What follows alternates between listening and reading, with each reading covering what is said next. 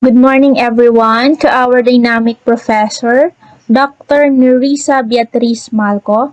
To you, my fellow educators and classmates, good morning.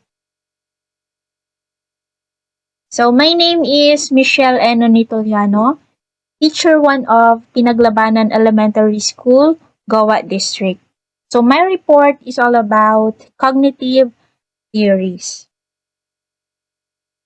Cognitive theories is a cognitive learning an active style of learning that focuses on helping you learn how to maximize your brain's potential. It makes easier for you to connect new information with existing ideas, hence deepening your memory and retention capacity. The ability of the brain's mental processes to absorb and retain information through experience, senses, and thought is known as cognition. Cognitive learning theory explains how internal and external factors influence an individual's mental processes to supplement learning. So, delays and difficulties in learning are seen when cognitive processes are not working regularly. These processes are such as attention, observation, retrieval from long term memory, and categorization.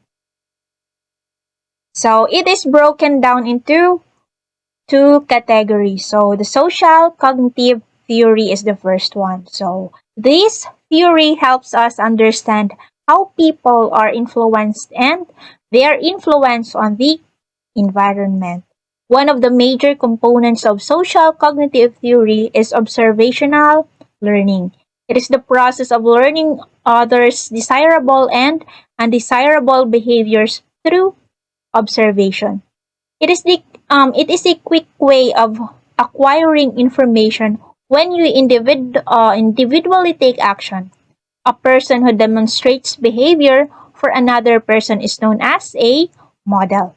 So this may be real people such as teachers, our peers, and supervisors, or symbolic models, also known as fictional characters that influence an observer's behavior. So kaya po baga pag mga kabataan ngayon, usually yung magagaling ng gumamit ng cellphone, nag-YouTube, mapapansin natin nag-English na lang sila. Hindi naman natin yan tinuruan, pero marunong na mag-English. So, ibig pong sabihin, kung ano yung nakikita at naririnig nila, madali nilang ma-adapt. So, ganun nakakatalino yung mga bata ngayon. So, observational learning teaches people both positive and negative behaviors. For example, a manager of a company can teach the employees how they are supposed to behave ethically and be socially conscious when interacting and dealing with rude customers. Moreover, the manager can also train his or her employees on the different procedures that they can take in case of fire or other low probability hazardous scenarios.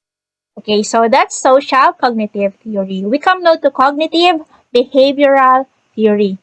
This theory mainly refers to our mental processes, such as our thoughts and interpretations of life events.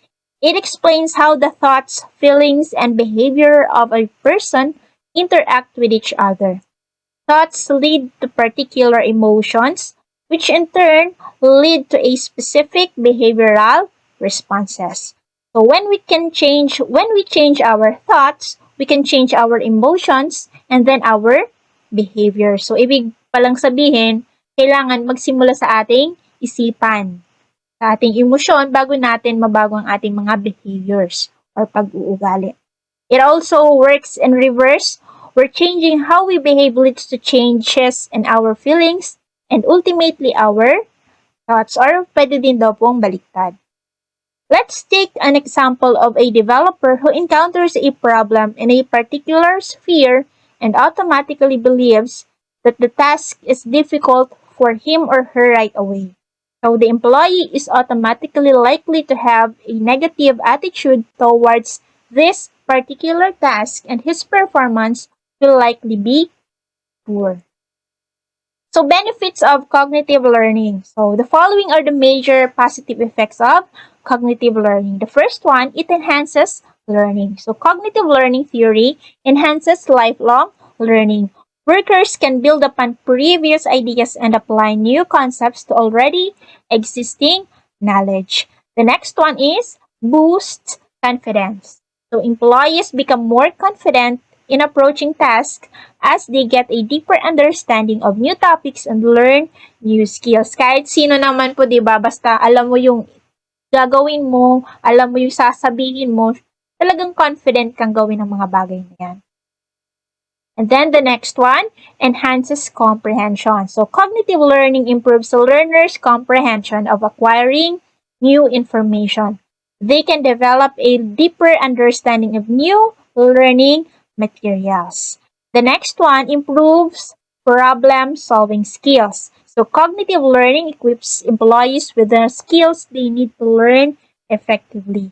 They are thereby able to develop problem-solving skills they can apply under challenging tasks. So the next one, help learn new things faster. Through the experience of learning, the employee will be able to recycle and use the same learning methods that worked previously. This will help them learn new things a lot faster as they already know what works for them when it comes to obtaining new knowledge. Di ba po, it applies also to our learners kasi mas madali nilang matututunan ng isang bagay kung alam nila yung basic.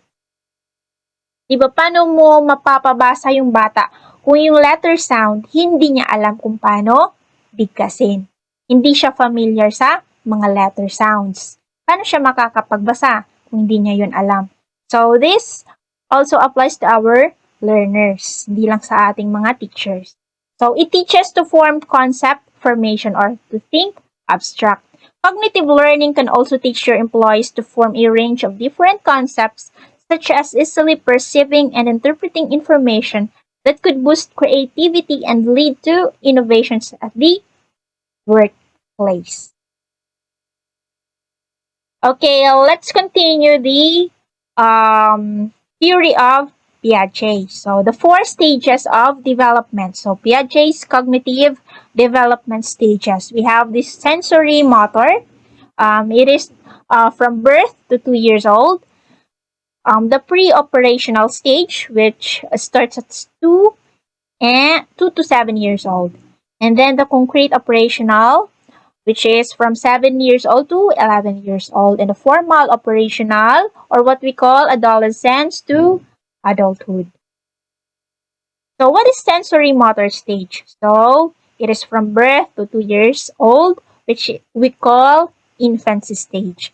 So infants construct an understanding of the world by coordinating sensory experiences or through seeing or hearing with motor actions or reaching and touching. So develop object permanence or memory. Realize that objects exist even if they are out of sight. So infants progress from reflexive instinctual actions at birth to the beginning of problem-solving or intellectual and symbolic abilities for language toward the end of this stage. So we come now to pre-operational stage, 2 years old to 7 years old, or the toddler and early childhood stage. This stage begins when the child starts to use symbol and language. This is a period of developing language and concepts. So the child is enabled or capable of more complex mental representations, just like words and images. He is still unable to use operations, just like logical mental rules, such as rules of arithmetic. This stage is further divided into 2 sub-stages. So pre-operational has 2 sub-stages, which is the pre-conceptual stage, or 2 to 4 years old. In this stage, they increased use of verbal representation, but speech is egocentric. The child uses